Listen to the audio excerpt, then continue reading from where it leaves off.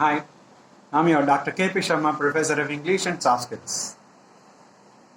Now we have been discussing about interview skills. Interview related tips I'm going to give in this second part 2. By the time, if anyone is going to attend any kind of interview, whatever it is, they need to have this type of qualities. I'm going to give them in the form of tips. See here, you must be a book reader. See, nowadays students are going to read their books, the subject related books and so on. And you need to develop book reading. Try to get some other books related to your subjects, but reference books. And some other books which are able to give you much knowledge, so that you will be able to get knowledge. What I mean to say, by the time you are going to face any kind of interviews, you need to have that book knowledge also. That's the reason, please read some books which will be able to promote you with good knowledge. What I mean to say. And apart from that, acquire updated knowledge. Update your knowledge. The knowledge which you had till yesterday, by this day it is one day old. Please remember. So update your knowledge at any cost. And apart from that, it is a must that you need to have always with you a small booklet and a pen. What for? To make a note of the points which you come across. You are going to attend any kind of interview, you will be known at least a week or 3 days or 4 days before. Then you have to work on it, not on the day of the interview. Prior to that, 1 day before, you have to be a full-fledged person. You must be. So you need to have a booklet and then make a note of the points which you come across, so that you will be able to remember them whenever you have some leisure time. Go through. It's nothing but pre-preparation of your interview. Yes, it is a must. And apart from that, it is a must that you need to have, along with your subject, along with your theoretical knowledge, along with your practical knowledge which you usually used to have from your laboratories. Apart from all these things, you need to have close touch with some languages. Some languages must be known in the sense that languages are nothing but C++, C language, in the sense C language, C++, Java, SQL Server, Advanced Java, Python, data analytics. Apart from this, artificial intelligence, and there are some other languages also that you have to get educated. You must know. And programming. These are all must be known to you. So in your leisure time, try to enhance your knowledge, improve your knowledge on these platforms also. Very important.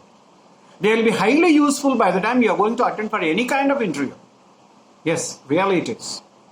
And apart from that, it is a must that you need to have technical knowledge which you are going to acquire by the time you are going to complete your degree. Never neglect that the practical related work, along with theoretical knowledge, so that you will be able to express of your own. Try to have technical knowledge more and more than what you generally acquire in your laboratories. Yes, you used to attend for a lab work. Apart from that, what more practical work I can do from my part like that.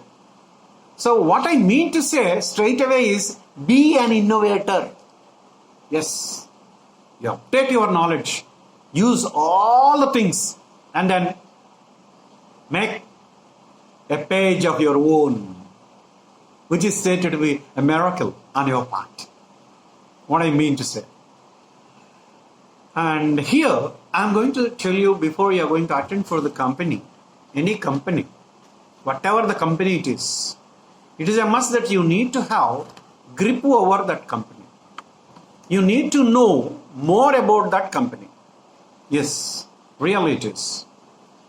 If you know more and more about that company, you can understand what is that company about. So what should be known about the company generally? You must know the company name of the company, and here in what year it was established.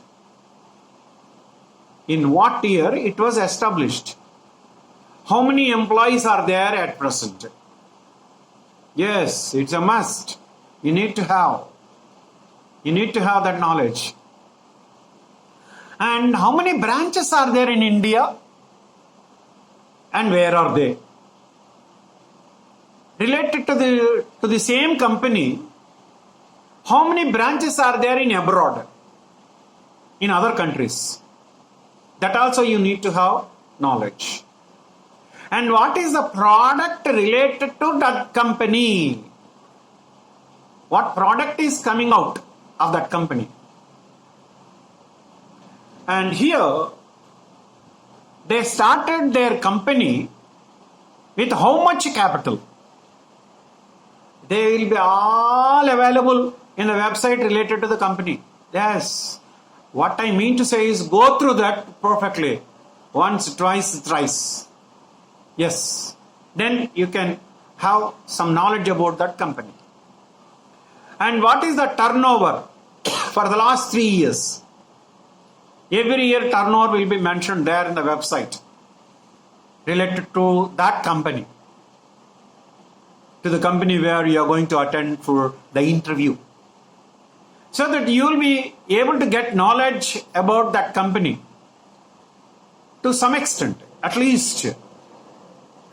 And here, sometimes you are going to be taken there in the campus itself.